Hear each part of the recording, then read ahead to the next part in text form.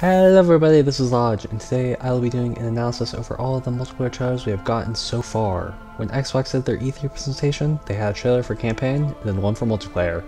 And then a day later, they released a multiplayer overview. I'll be going over those last two trailers since I already went over the campaign trailer in another video that I released. And by the end of this video, if you know something that I didn't talk about, please tell me because I would like to know more about this game before it comes out. But yeah, just tell me in the comments.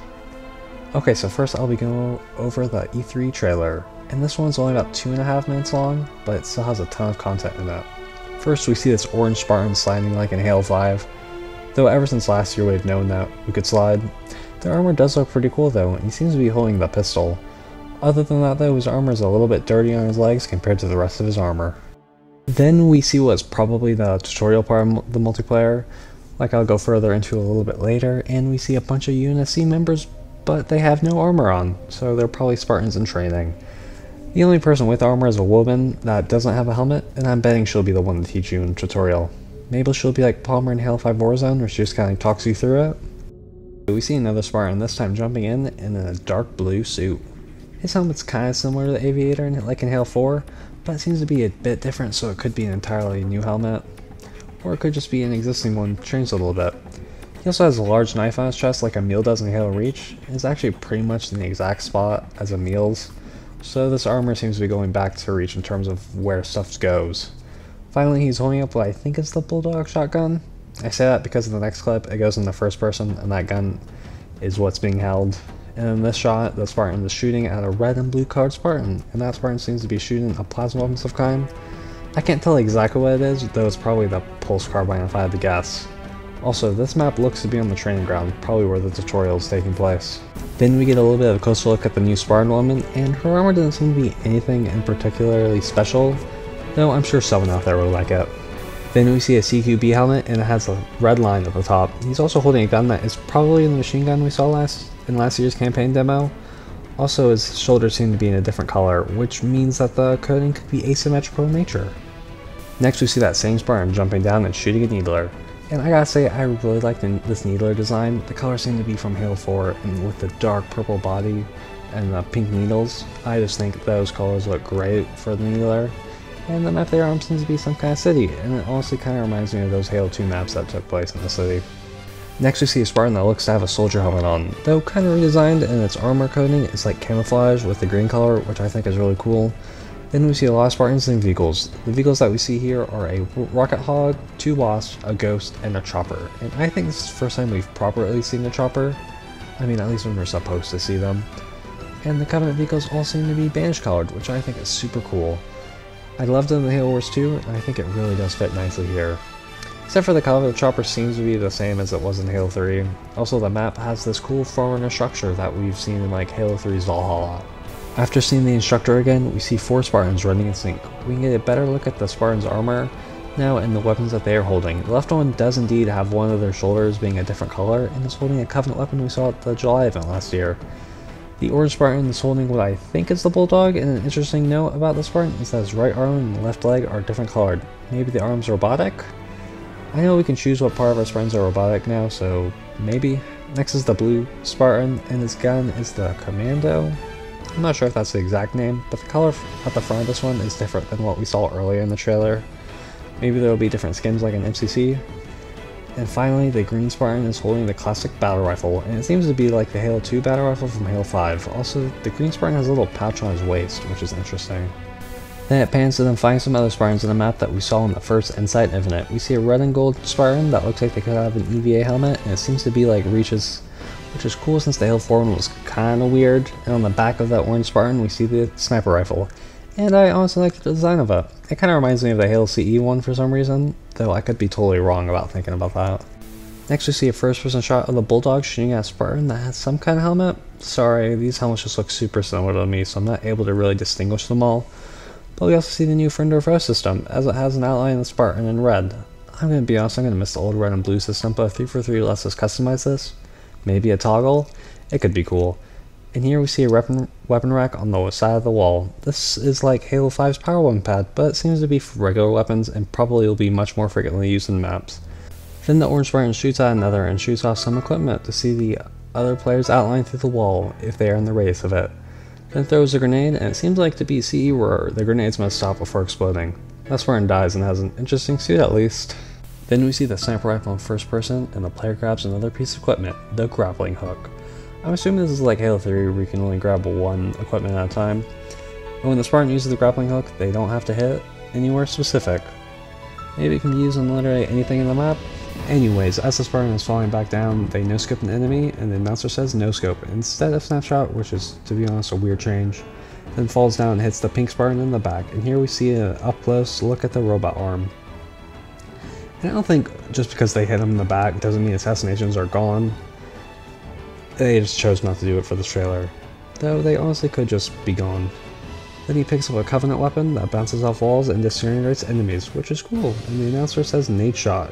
Maybe this is a grenade launcher? And that means there's a new type of grenade? Maybe like how splinter grenades will disintegrate enemies in Halo 4 and 5? Then we see another map that looks similar to the training grounds, and we see that green Spartan running with a gravity hammer, and it seems to be the king of the hill. We also see classic rocket launchers being fired, and while he is running, we see some equipment in his right arm that goes light blue.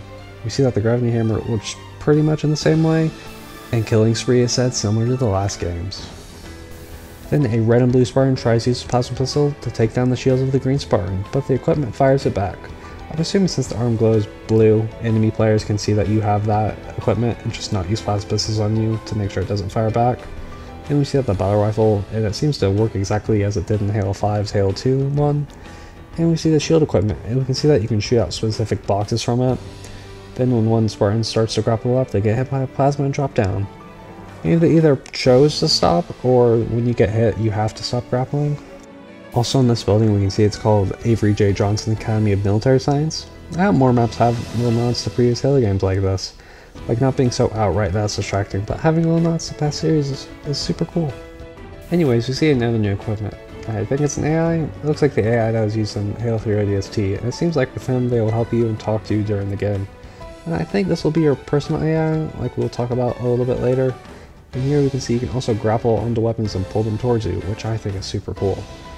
And we finally see the skewer in action. Thank you AI for telling me what it is. And so it seems like the AI will tell you like what weapons you pick up. The skewer was mentioned in Halo Shadows of Reach and shown off in Inside Infinite. It seems to be kind of like a rocket launcher that can just push vehicles from their point. It seems it'll be much more interesting than just like a rocket launcher, which blows up the thing. Like it seems like your vehicles will still be alive. Then we see someone get grapple jacked, which is just another cool thing you can do in this game. Here we can see much more of the map from earlier, and it has those rings like in the campaign demo. This seems to be like a big team battle map that honestly has a lot going on. There's a boost pad, a Scorpion tank, multiple Spartans fighting on the installation.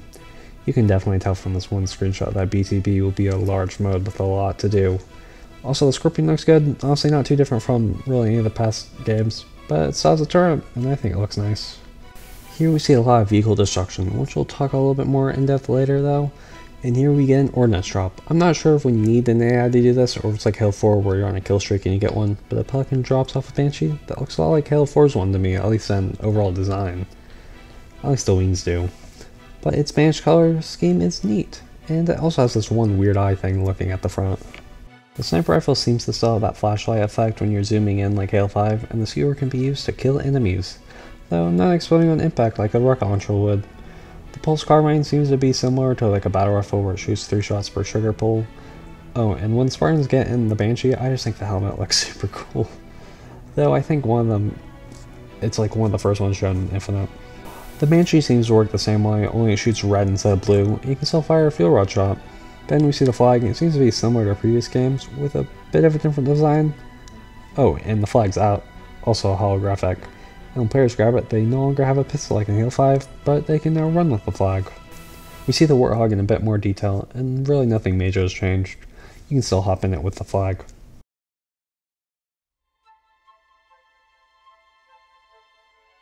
Then we see the Juggernaut skull and a cool spray paint of Master Chief on the wall. Then it starts to montage into things we've seen before, like grappling fusion coil and stuff like that. Though there is a mongoose. And then we see one of the coolest armors ever, the samurai armor. It's like the next generation of Hayabusa from Halo 3. The helmet, shoulder pads, even the katana on the belt just makes this armor one of 343's best. Also, we see the energy sword again, and we get this super cool shot. And that's the first trailer, though we still have the multiplayer overview to go through. We start out with 343's new logo, and I gotta say, I really like how it includes the Halo logo in the background. And for this trailer, I'm going to be skipping around a lot more, since a lot of this repeats from the last trailer we just talked about. This shot lets us see the Needler up close, and it just looks so good. I really do have a lot of nostalgia for Halo 4, and this was one of my favorites, of mine at least with this color scheme. We see a rocket hog chasing what seems to be a regular warthog, though technically it could be a different type. But I still think we'll see more variants of the actual warthog. And here we see the redesigned sidearm, and this really just looks like the Halo 2 pistol to me. More than the first redesign did. Also, we see more of the city map. On the mongoose right here, we see Emil's helmet from Halo Reach, so it's nice to see this one returning since it was such a cool design. We hear Joseph Day and say we're gonna get seasons, and I think it's gonna be like MCC and kinda like Halo 5 when it had those updates with the theme, but it's nice to know that this game's multiplayer is gonna be evolving as time goes on. In this shot in the city, we can really see outlines, and I'm kind of okay with them. I think it's just weird how much they stand out, like it doesn't feel realistic compared to past games. I don't know, hopefully we can customize them better to make them look a bit better to each player. When the Spartan grapples, it seems like they're able to either stop themselves, or it just ran out of rope. It could be interesting to see how that feels to play when we actually get the game though. And with this shot in the Needler, it looks like Smart Link is back in some way. I'm not sure if it actually helps you aim assault weapons, but it definitely zooms in a little bit. Also, the assault weapon seems to have a skin on it, like it's white on the bottom. Here we can really see that there's something popping up after every kill like Halo 4 had, though maybe you can turn that off, cause I can see it annoying to some certain people. Also, I think this is the training map from the last trailer. And I'm not sure if this is just a trailer wanting to look cool, but at the start of the match, all the Spartans are doing like a cool pose, and the camera jumps into one, and you start playing as that one. Maybe it's sort of like Halo 5's multiplayer and the Spartans are coming in, or maybe it's just the trailer wanting to look cool.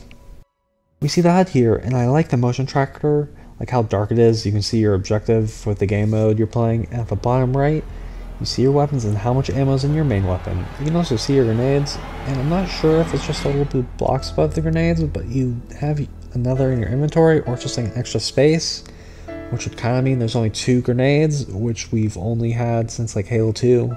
Though I doubt we're only going to have 2 grenades, I think there'll at least be a third one. It'd be cool with more. Once again, we see the grapple hook bring a weapon, and inside the building we see an ally of a Spartan, and I think it's either the equipment we saw at the last trailer, or it could just be your teammates, since in the last trailer we saw something happen and no equipment seems to be thrown out. And the new energy shield equipment seems to be like Halo 3's bubble shield, and everyone can just like walk through it with no damage done to them. Also, I think you can shoot from it if you're like on the inside of the shield, like we saw last year. And to confirm that Smart Link is back, the assault rifle does it too. Which is honestly kind of weird they didn't show it in the July event when they showed Sprint Clamber and the Slide. Then the Spartan uses equipment to jump really high. Maybe it's the same one that reflected the plasma grenade earlier. Also, like in Halo 5, the Overshield and Arctic Ammo are like these little items that Spartans put on, and I like those glowing things in Combat Evolved. Though the Overshield does look kind of weird, it's like very yellow instead of green. Also, you can choose when to use it, unlike Halo 5. If you die without using it, it drops like a regular weapon to pick up. Even if you're in the middle of putting it on like the animation, you can still get killed and it'll still drop for the enemy to pick up. Vehicles can also take a lot of different damage, like Warthog tires can pop, it'll change how the driving works. Also, there's like a doomsday mechanic where the vehicle's on fire and there's only so much time until it explodes. Honestly, if it wasn't for the vehicles kind of changing how they function based on what's hit, it seems like past games vehicles were enough damage and they blow up. Though it'll be interesting to see what you can do to vehicles and how it changes them mechanically as more gets destroyed. A new vehicle is shown off, and it is the Razorback. It's basically the Scout Hog's cooler brother. You can put stuff in the back like a gravity hammer, or even the flag carrying it while you drive. You can also have people sit in the back, and I think it's basically like the Mongoose, so people can shoot their weapons in there, and you can sit a total of 4 players in the Razorback. When you grapple an enemy player, you jump towards them with the school, like you don't pull them towards you like some enemies in the campaign. Also right here we see the equipment, it shows where the enemies are in the radius, called a threat sensor. Here's in the chain turret all on its own. I kind of wish I had a spinning chamber though. And here we see the new Wraith, and it looks so cool.